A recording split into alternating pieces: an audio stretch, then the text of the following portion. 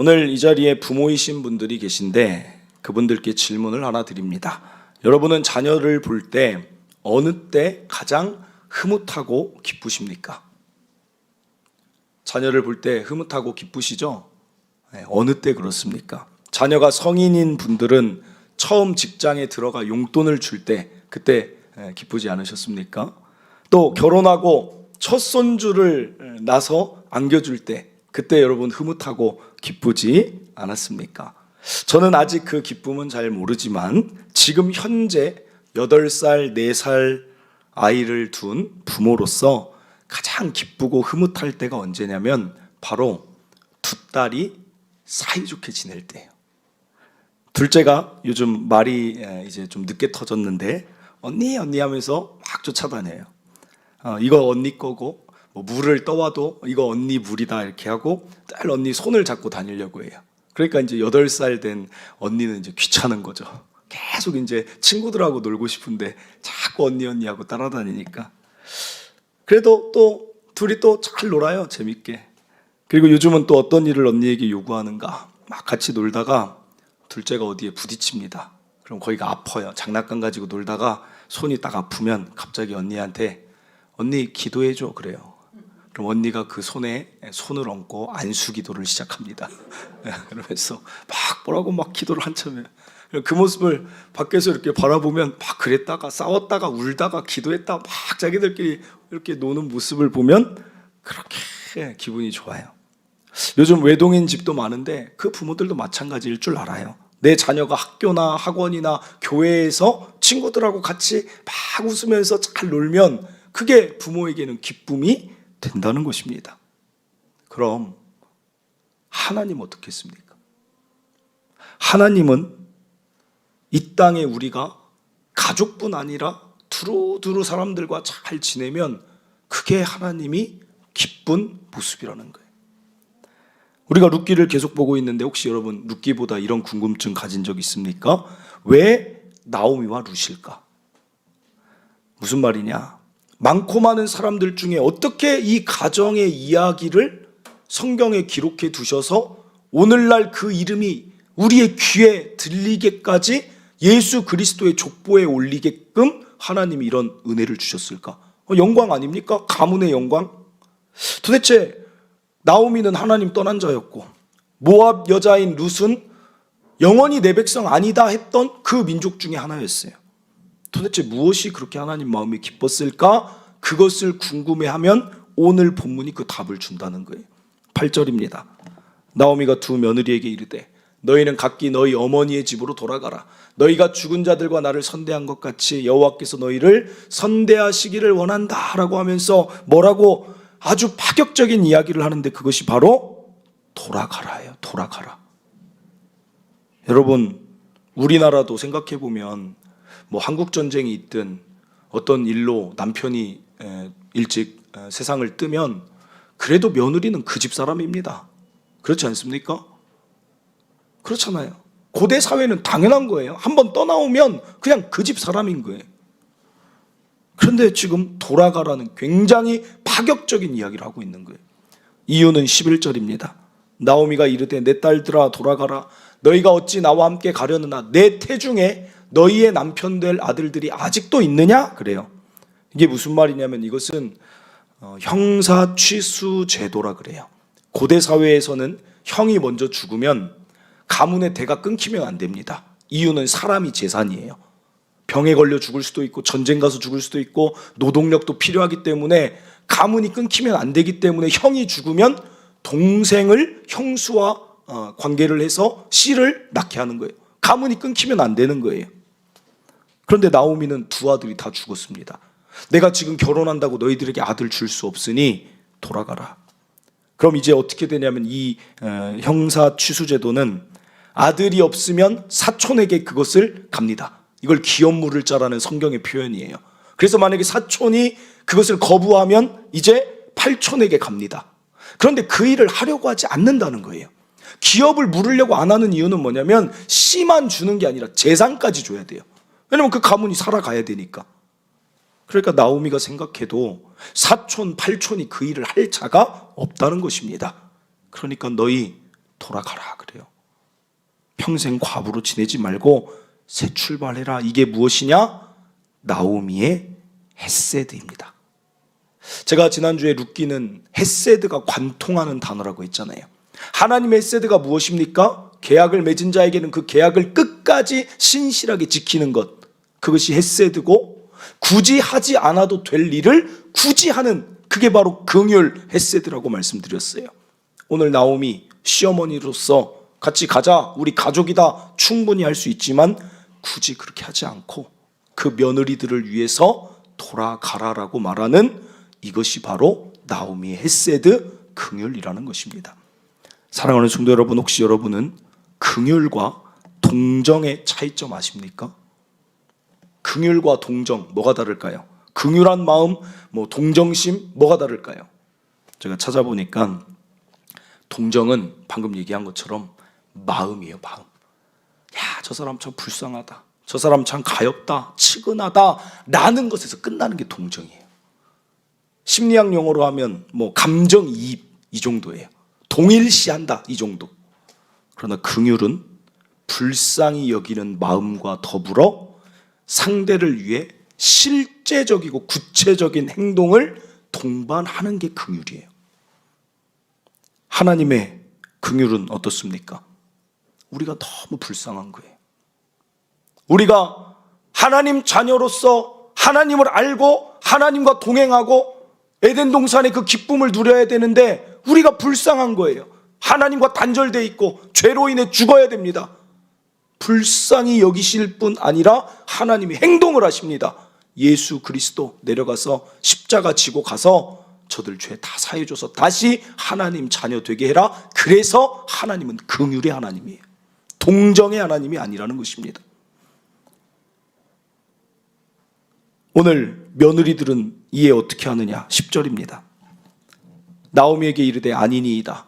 우리는 어머니와 함께 어머니의 백성에게로 돌아가겠나이다 하면서 자신들에게 찾아온 기회를 발로 차버리고 있어요. 아니요, 저 어머니랑 같이 갈 거예요. 여러분, 이때 학자들의 의견에 따르면 나이가 어느 정도 되냐면 오르바와 룻이라는 며느리의 나이는 이 당시 보통 결혼을 13살에서 15살에 합니다.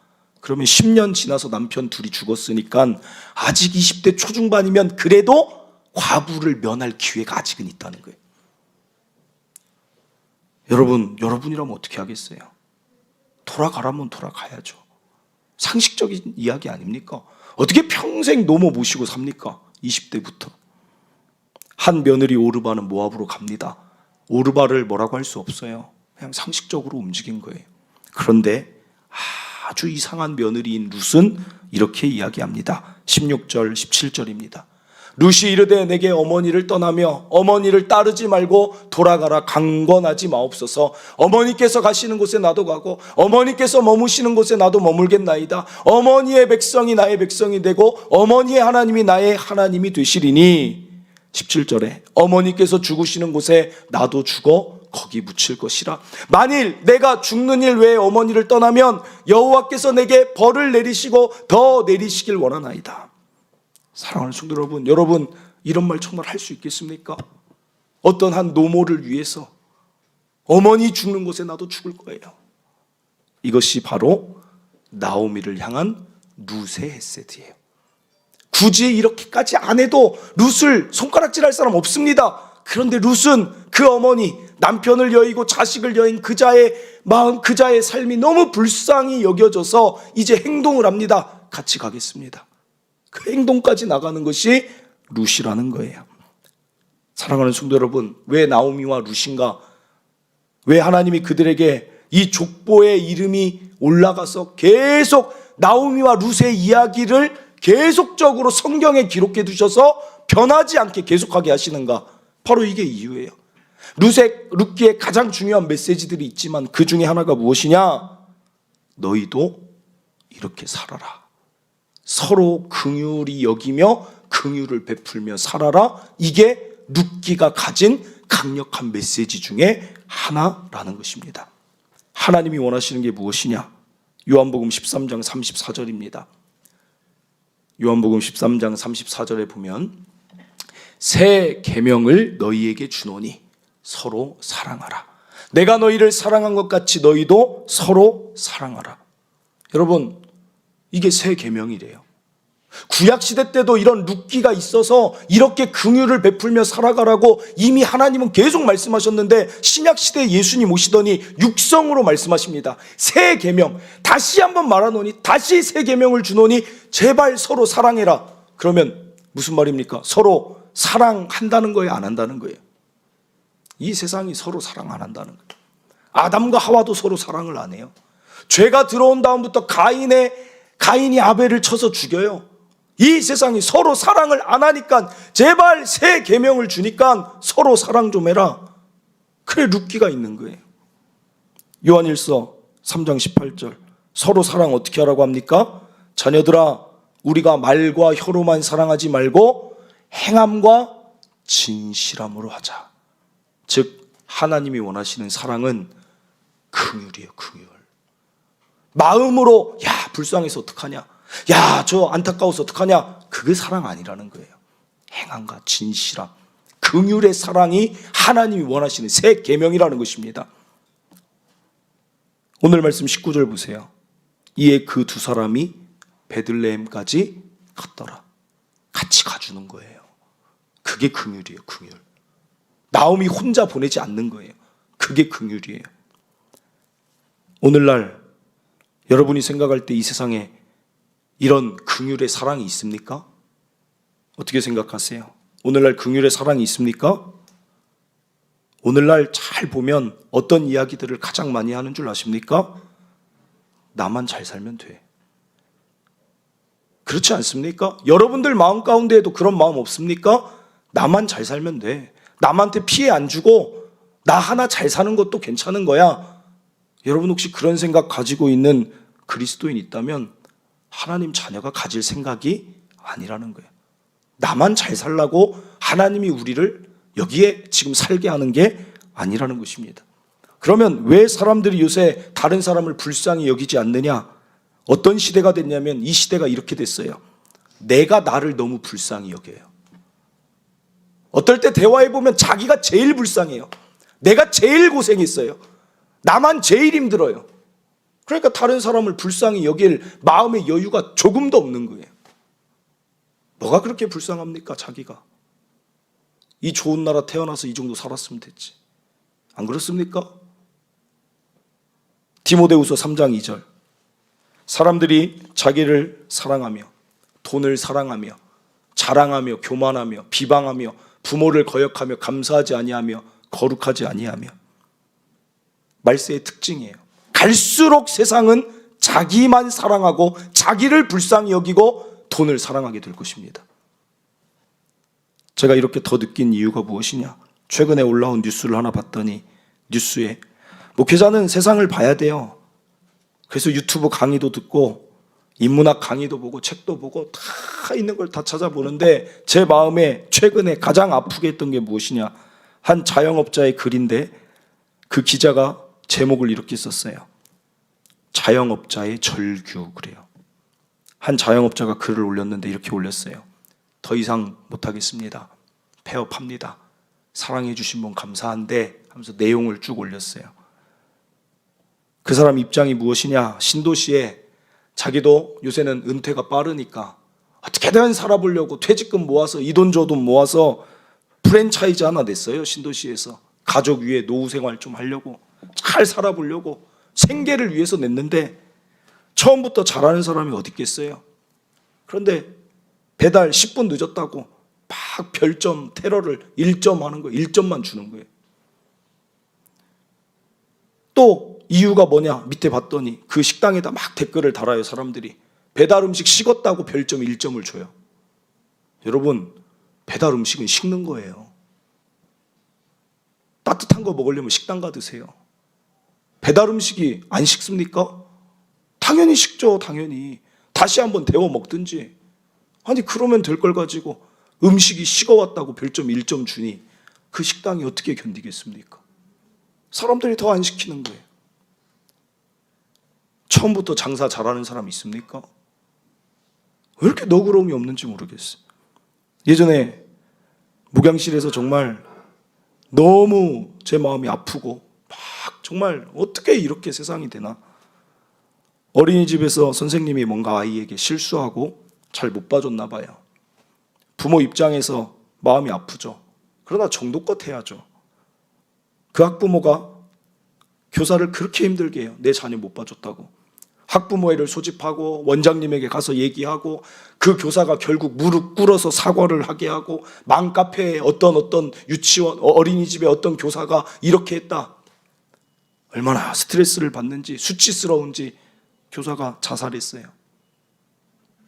여러분, 그 선생님은 남의 집 귀한 자녀 아닙니까? 제가 이번에 유치원 졸업식 갔는데 한 반에 20명을 선생님이 케어를 해요. 하루 종일 어린이집 많고 적어도 10명을 케어를 해요.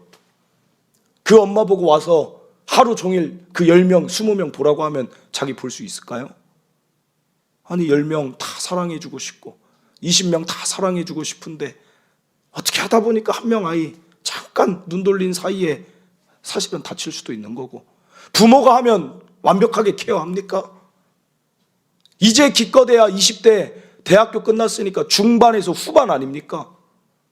어린이집 유치원 교사들 저는 정말 월급 많이 줘야 된다고 생각해요. 그분들 없으면 여자분들 직장 다닐 수 있겠습니까? 참 안타까워요.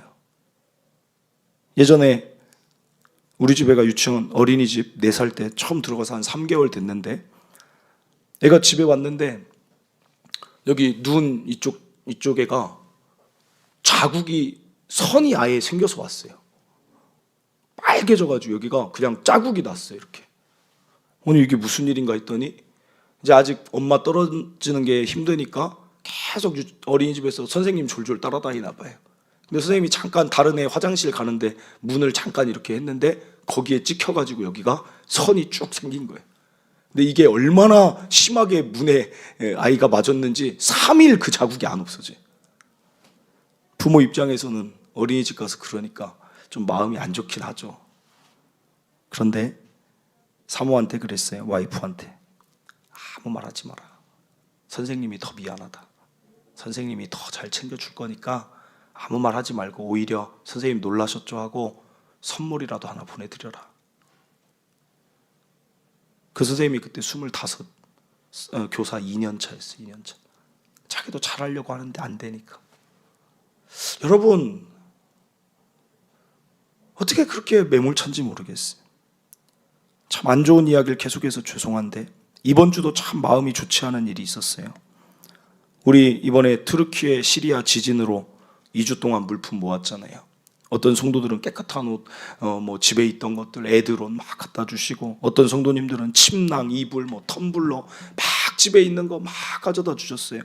어떤 성도들은 물질로 주셔서 그 물질 그대로 뭐가 필요하냐 알아봤더니 생리대하고 기저귀가 가장 필요하대요. 일회용품이니까. 그거 다 구입해서 갖다 줬더니 포장 다 해서 일일이 다 분류해서 각각의 유아옷, 속옷, 생리대, 기저귀 박스 포장 다시 다 해가지고 내용물 써서 했더니 한 40박스 나왔어요. 40박스 갖다 줬어요. YMCA랑 연계해서 선교단체에 보내주는 그런 센터인 교회가 동탄에 있어서 갖다 줬어요. 근데 목사님이 2번 물품을 갖다 주니까 차 한잔하고 가시라 그래요. 근데 그 목사님이 이렇게 물어봐요. 동탄 추천교회 성도가 많습니까? 그래요. 그래서 이게 많다고 해야 돼. 아니면 맞는 기준이 뭘까 해서 이게 많은지 아무튼 잘 모르겠습니다. 아무튼 이렇게 됐습니다 했는데 본인이 그걸 왜 물어보냐면 본인이 선교사 생활 30년을 하면서 구호 물품을 계속 보내고 받고 하는 일을 계속 했는데 우리 교회가 많이 가져온 거라는 거예요. 예전에 30년 그 전에 그때부터 생각하면 해외에 다른 어려움이 있다, 지진이 있다, 쓰나미 있다 하면 구호 물품을 전달하는 일이 각 교회마다 막 일어났다는 거예요. 그런데 지금 최근에는 거의 없다 그래요. 거의 없다. 그리고 이번에 다른 교회들도 다른 루트를 통해 했겠죠. 그런데 이번에 이 목사님한테 이렇게 온 게 한 80여 교회 광고가 됐는데 우리 교회만 가지고 왔다는 거예요. 그래서 목사님도 물어본대요. 왜 이렇게 안 하느냐? 교회가 왜 안 하느냐? 했더니 2가지 답변이 있대요. 국제 구호단체에서 할 건데 뭐하러 하냐. 또 하나는 이 힘든 시기에 무슨 교회에서 교인들에게 부담을 주느냐. 여러분, 힘든 시기 되면 더 힘든 자들 안 돌아보는 게 교회입니까? 오늘 성경에 나오미와 룻이 긍휼을 베풀만 해서 베풀었습니까? 여러분, 긍휼을 베풀 만한 처지가 되는 사람이 긍휼을 베푸는 게 아닙니다. 나오미가 긍휼 베풀만 했습니까? 룻이 긍휼을 베풀만 했습니까? 긍휼은 부족한 사람들이 그래도 서로 아끼고 힘든 사람 한번 생각하면서 서로 따뜻함을 완성해 가는 게 긍휼이에요. 긍휼한 처지가 돼서 하는 게 아니라 콩 한쪽도 나눠 먹는 게 긍휼이라는 거예요. 처지돼서 교회가 세워진 이유가 뭡니까? 어떤 처지되고 부유한 교회 되면 너희가 그때 하나님 일을 해라 그럽니까? 하나님 언제나 말씀하시는 것 주라 그래요. 주라. 제자들에게 5,000명을 먹일 때도 예수님 뭐라고 말씀하십니까? 너희가 먹을 것을 주라 그래요. 주라. 우리 교회가 잘했다는 얘기를 하는 게 아닙니다. 우리 교회가 더 해야 된다는 얘기를 하는 거예요. 금요초대 때 바닐라 라떼 한 병씩 들여서 가져가셨죠?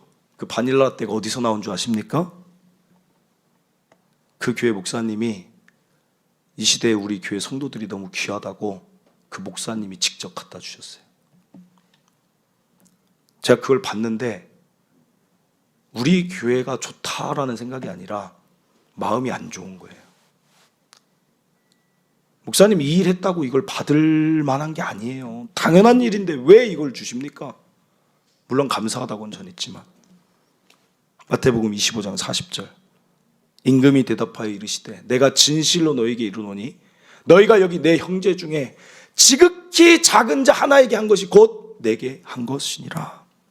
지극히 작은 자에게 해줘봤자 뭘 얼마나 더 하겠습니까? 뭐 집을 주겠습니까? 차를 주겠습니까? 그냥 지극히 작은 자가 넘어져 있으면 손 한번 잡아주고 배고파하면 밥 한 끼 사주고 물 한 잔이라도 떠주는 그게 내게 곧 한 것이다라는 거예요. 우리 교회 전 세계 어려움 있다고 다 못 챙겨요. 우리 교회가 무슨 고아들 다 못 챙깁니다. 그러나 지극히 작은 자에게 우리 눈앞에 보이는 일 있으면 그 일을 하는 게 교회라는 거예요. 그게 하나님이 원하시는 긍휼의 삶이라는 것입니다. 여러분 제발 기도만 하고 끝나지 마세요. 와 기도하면 됐지. 아니에요. 기도했으면 기도를 왜 합니까? 긍휼, 행함이 있어야 한다. 말과 혀로만 하지 말라는 거예요. 말과 혀로 기도만 하지 말라는 거예요. 행함으로. 여러분 한 끼 밥 먹는 거 아껴가지고 튀르키예 위에서 보내는 거예요.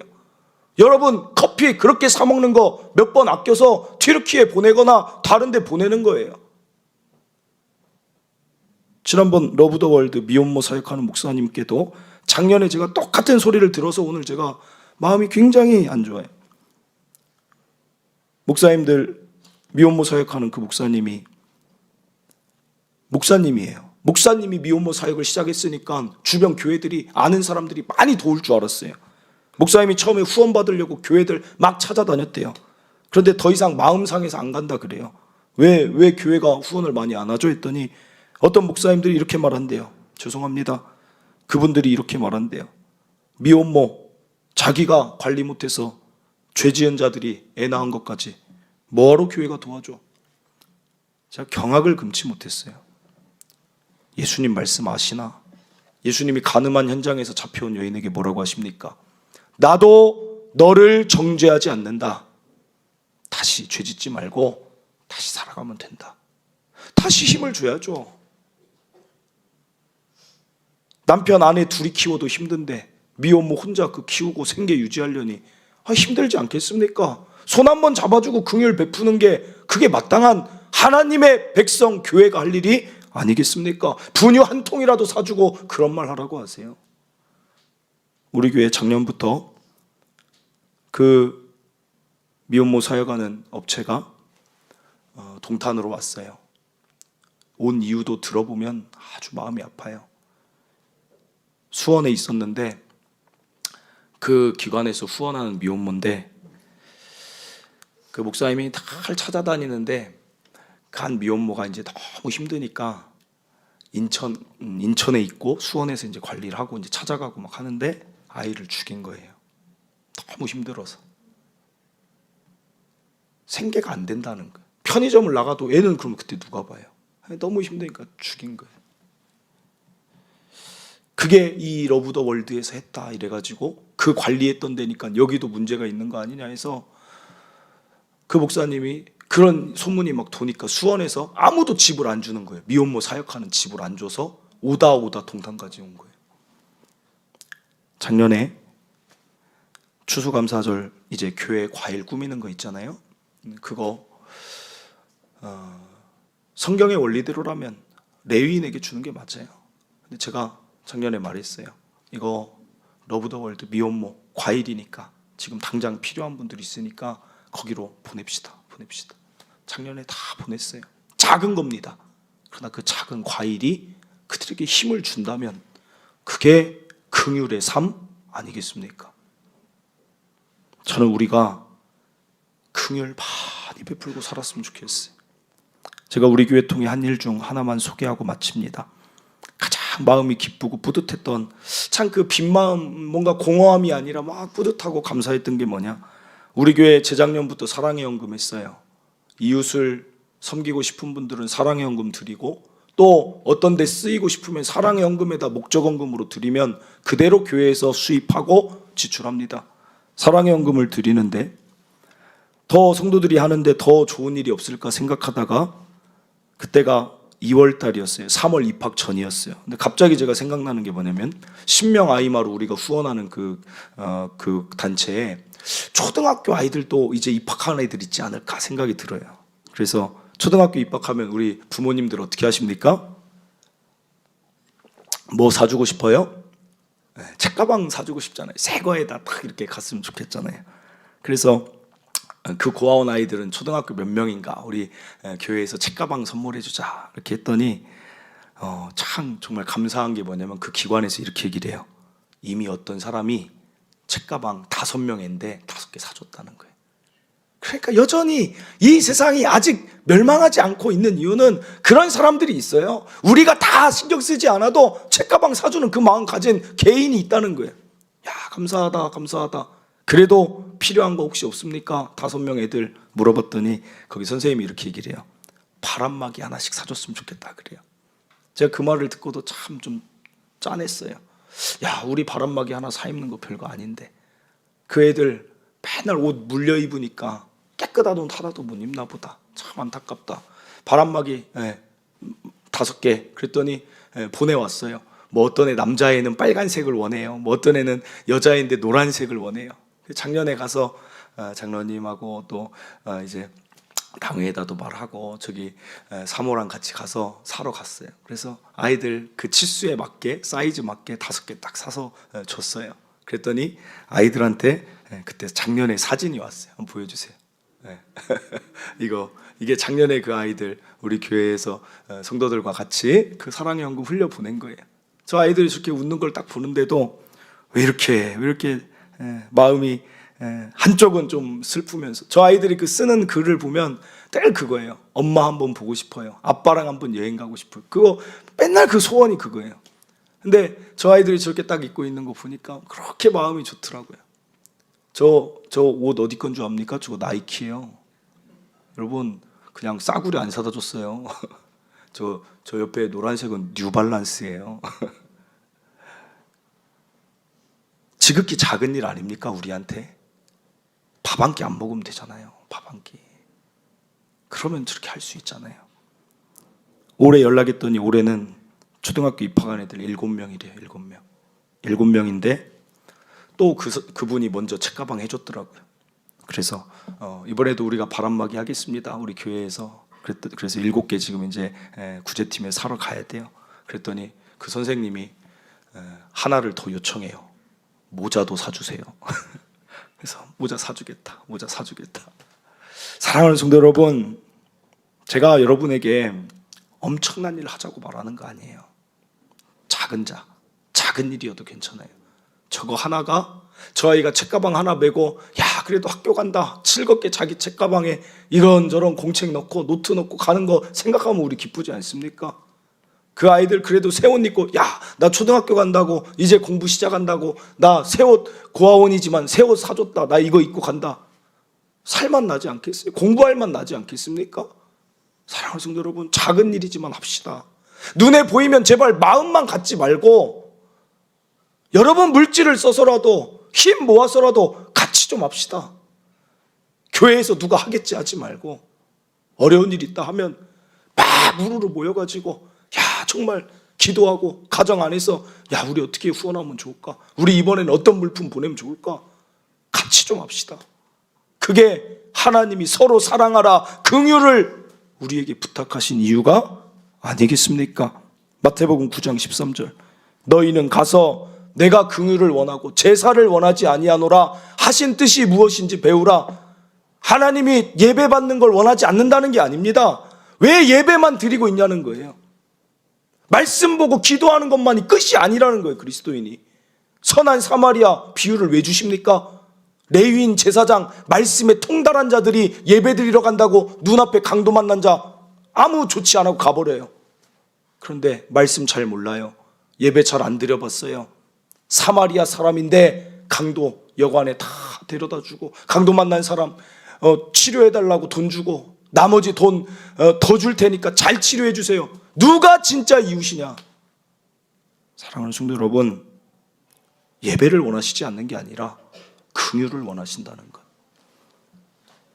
오늘 구제팀 모인다고 합니다. 이제 앞으로 우리 교회는 국으로 돌아가길 원해요. 제가 다 생각을 하려고 해도 저는 설교 하나 준비도 사실은 그게 제 일이고, 성도들 가운데 구제의 마음 있는 사람들이 모여서 좀 치열하게 얘기했으면 좋겠어요. 어떻게 하면 우리 교회가 더 아름다운 일을 주변에 이 지역에 할 수 있을까? 우리 때문에 어떤 사람이 더 살맛이 날까? 여러분들이 이제 모여서, 구제팀이 모여서 막 이야기하세요. 아이디어 내세요. 이것에 마음 있는 분들 구제팀 참여하세요. 그래서 구제팀을 통해 우리 교회 이런 일이 또 지극히 작은 자에게 이런 일들을 또 하는구나, 우리 모든 성도에게 기쁨이 되고 힘 모아주세요. 구제팀에서 광고도 하시고 그런 구제팀 됐으면 좋겠어요. 우리 교회가 있는 이유, 우리만 위해서 있는 게 아닙니다. 우리 그 이상을 위해 존재한다는 것 꼭 기억하시고 함께 긍휼히 여기는 자로 살아가기를 바랍니다. 말씀을 맺습니다. 오늘 말씀의 제목, 두 사람이 베들레헴까지 갔더라. 혼자 외롭게 힘들게 무겁게 걷는 자 있다면 우리가 그 사람 옆에 같이 걸어가 주기를 바랍니다.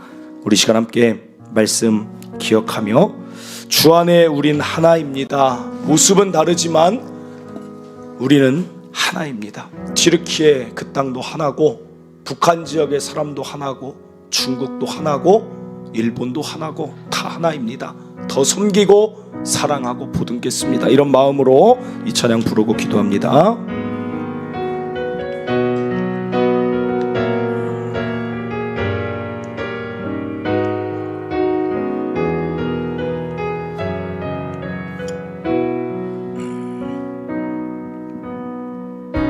주 안에 우린 하나, 모습은 달라도 예수님 한 분만 바라네. 사랑과 선행으로 서로를 격려해 따스함으로 보듬어가리. 주님 우리 안에 함께 하시니 형제자매의 기쁨과 슬픔 느끼네. 내 안에 있는 주님 모습 보네. 그분 기뻐하시네.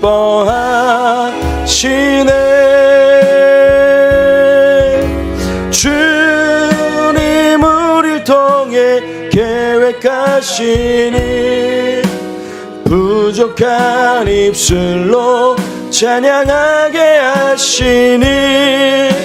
주님 우릴 통해 계획하시니 너를 통해 하실 일 기대.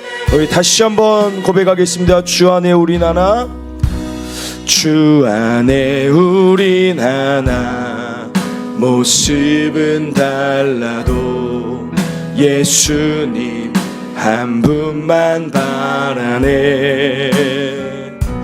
사랑과 선행으로 서로를 격려해 따스함으로 보듬어가리. 주님 우리 안에 함께 하시니 형제자매의 기쁨과 슬픔 느끼네. 내 안에 있는 주님 모습 보네. 그분 기뻐하시네.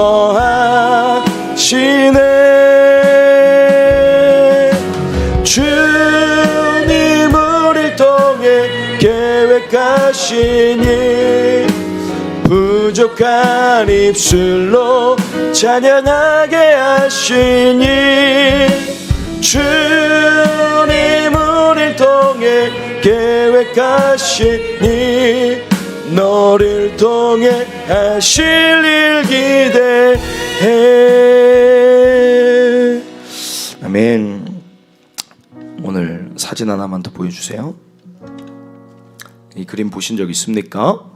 우리나라 명민호라는 작가의 작품인데요. 왼쪽은 우리나라 한국 전쟁 때 정말 어렵고 힘든 전쟁 고아들을 튀르키예 군인들이 전쟁 고아를 돌봐줬던 그런 모습입니다.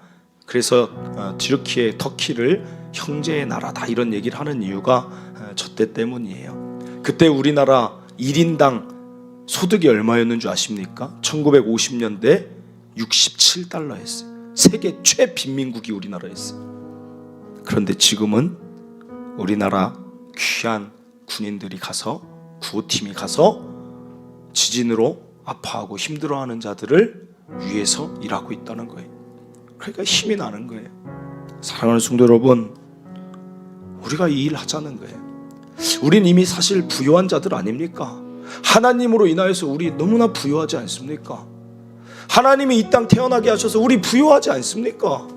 도대체 얼마큼 더 부유해져야 나는 이제 됐다, 이제 긍휼을 베풀겠다라고 살겠습니까? 이제 할 때가 된 거예요. 이제 우리가 해야 될 일인 것입니다. 우리의 부요함이 그들을 채울 수 있기를, 우리의 평안함과 강건함이 그들을 채울 수 있게 되기를 바랍니다. 나 혼자 잘 살면 돼, 그 생각 이제 내려놓고 함께 서로를 격려하고 선행과 따스함으로 달려가는 우리 교회 되기를 바랍니다. 오늘 말씀 기억하면서 하나님 이제 나를 불쌍하다 여기지 않겠습니다. 우리 교회가 나를 불쌍히 여기지 않는 교회 되며 주변을 위하여서 더 흘리고 베풀고 나눠주는 교회로 우리 교회 달려갈 것입니다. 말과 혀로만 사랑하지 않고 이제는 행함과 진실함으로 사랑할 것입니다. 우리 하나님 앞에 결단의 기도 이 시간 주여 한번 외치고 올려드리기를 원합니다. 기도합니다. 주여,